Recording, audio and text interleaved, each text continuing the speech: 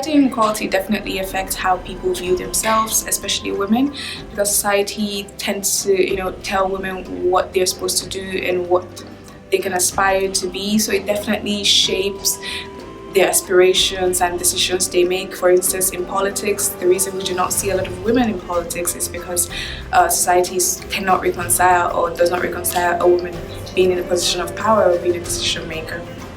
So societal inequality makes people lose confidence in themselves, and because of that they may feel like they never can reach the full potential. I believe it can create difficulties for people to see and achieve their full potential because they feel they are restricted to conform to what society wants them to be. Inequality perpetuates the idea that some of us are worth more as human beings than others.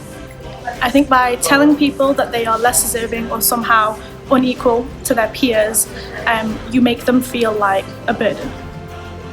I believe that inequality affects the way women in particular view themselves and the confidence that they have in their own abilities. If you look at it from an economic approach, in a professional setting, women are not only paid less for equal work, but they do not go for salaries that are complementary to their skills and expertise. In the UK alone in 2016, the pay gap was still at 16.8%. The issue is that the society teaches women to settle for less. Social inequality makes it seem like there's a hierarchy between men and women, and that women are at the bottom of the hierarchy. And because they're at the bottom and they may seem like they're not as important as men, that they can't achieve their full potential, and this affects the self-esteem and thinking they can't achieve things as well as men. Inequality perpetuates certain ideas about gender and class in the society that makes some people from certain communities perceive themselves as inferior to their peers, and that in turn creates imbalance between people in the society and imbalance in what rights and advantages they get. In communities where women do not have access to education or where they can't start businesses, they do not have access to loan facilities, they can't own properties, they have to depend on men, their husbands, brothers or fathers before they can do anything. And in situations where men feel like they're in complete control, there is a tendency for them to feel like they have agency over a woman's body or complete autonomy over a person's right, and that creates a breeding ground for sexual and gender-based violence. Inequality can lead to gender-based violence by making people feel inferior. If one is led to feel inferior, they are told or coerced and are led to believe that their voice, their bodies and their minds are irrelevant. Inequality leads to unequal power dynamics. For example, in a workplace where one gender may feel like they have more control and power over the other gender, which obviously is unfair and therefore leads to things like sexual harassment. In a modern world, there are still traditional societies that promote patriarchal views, and that's where women become subject to sexual and gender-based violence. Inequality in dominantly patriarchal society allows men a certain degree of hierarchy and immunity that results in increased sexual violence against women. And in developing countries like, for example, in Bangladesh, trans women don't have legal reparations if they're fully abused or raped, and that imbalance in recognition of gender, that is also inequality in society that results in increased gender-based violence.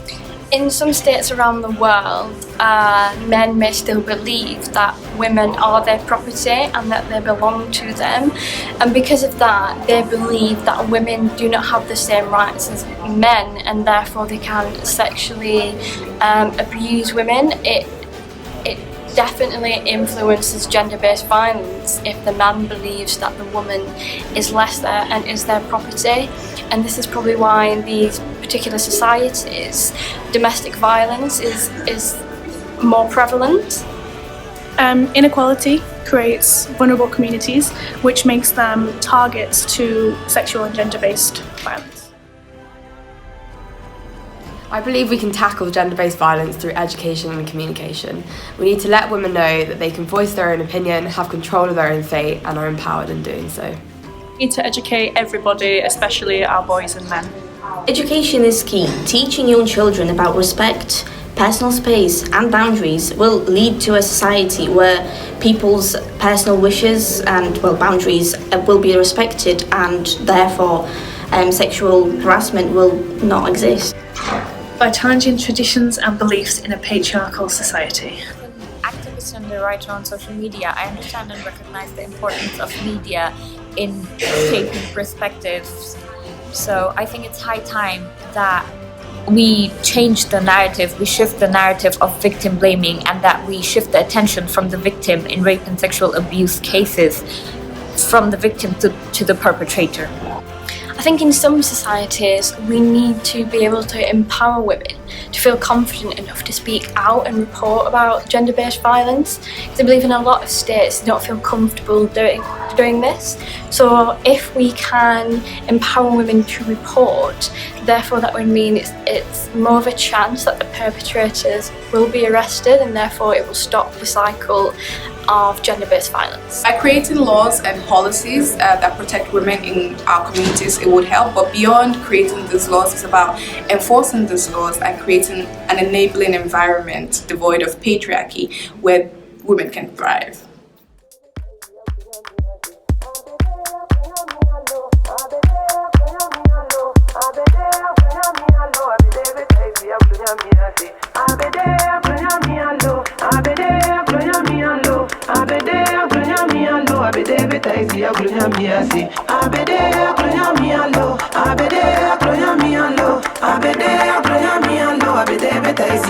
Abede,